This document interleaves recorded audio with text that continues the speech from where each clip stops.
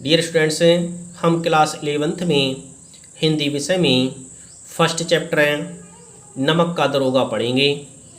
यही चैप्टर हिंदी के श्रेष्ठ लेखक मुंशी प्रेमचंद द्वारा लिखित है।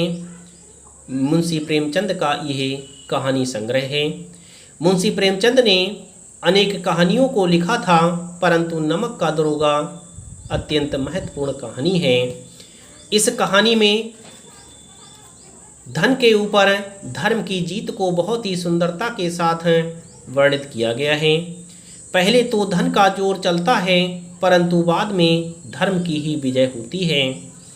इस कहानी का प्रमुख पात्र मुंशी वंशीधर होता है, जो एक ईमानदार एवं कर्मयोगी व्यक्ति है।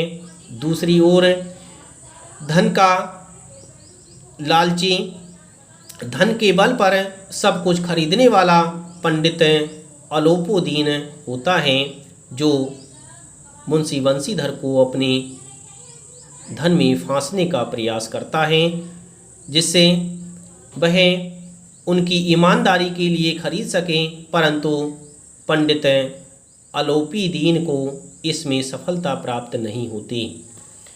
इस कहानी को मैं पढ़ाने जा रहा हूँ, इसे आप ध्यान से पढ़ें। जब नमक का नया विभाग बना था और ईश्वर प्रदत्त वस्तु के व्यवहार करने का निषेध हो गया, तो लोग चोरी छिपे इसका व्यापार करने लगे। अनेक प्रकार के छल प्रपंचों का सूत्रपात हुआ। अनेक प्रकार से छल कपट का सूत्रपात होना प्रारंभ हो गया। लोग छल कपट के माध्यम से व्यापार को करने लगे। कोई घूस से काम निकालता था। घूस का अर्थ होता है रिश्वत लेना। कोई रिश्वत से काम चलाता था और कोई चालाकी के द्वारा अपना व्यापार करता था।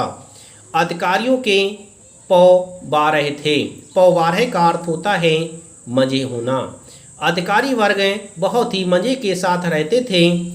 पटवारीगिरी का सर्वसम्मानित पद छोड़कर लोग इस विभाग की बरकंदाजी करते थे।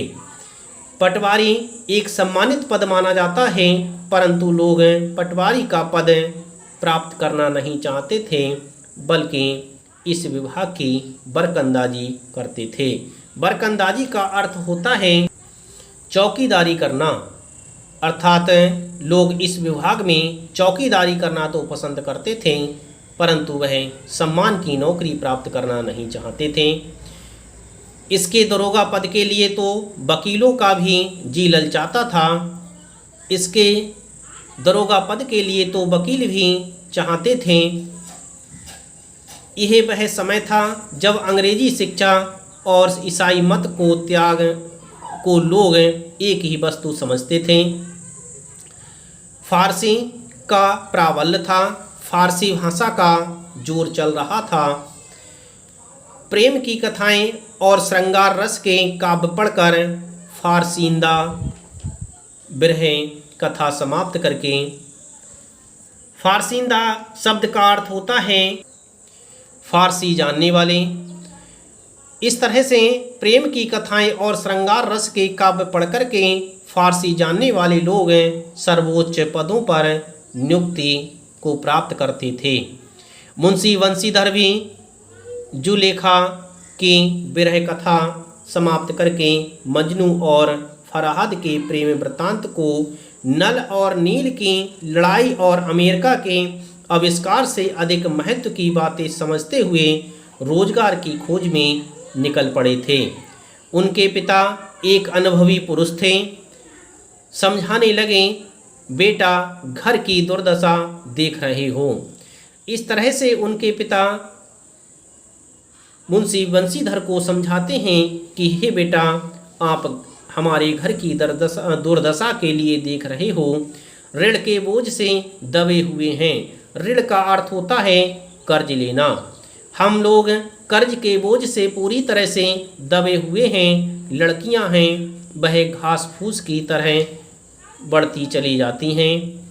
मैं कगारे पर का एक वृक्ष हो रहा हूँ, ना मालूम कर कब गिर पड़ूँ। अब तुम ही घर के मालिक मुख्तार हो।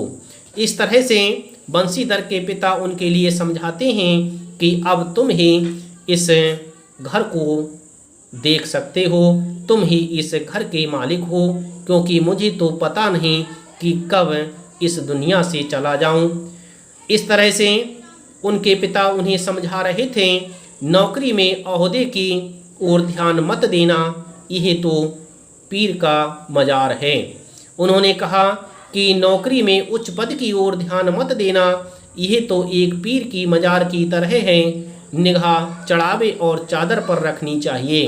अर्थात नौकरी ऐसी प्राप्त करना जिसमें तुम्हारे लिए ऊपरी इनकम अधिक हो, ऐसा काम ढूंढना जहां ऊपरी आय अधिक हो। मासिक वेतन तो पूर्णमासी का चांद होता है, जो एक दिन दिखाई देता है और घटते घटते लुप्त हो जाता है।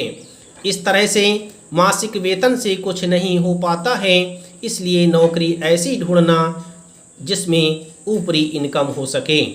ऊपरी आय बहता हुआ स्रोत है, जिससे सदैव प्यास बुझती है। वेतन मनुष्य देता है, इसी से उसमें वृद्धि नहीं होती। ऊपरी आमदनी से ही व्यक्ति की वृद्धि होती है। इस तरह से मुंशी बंशीधर के पिता उन्हें समझा रहे थे।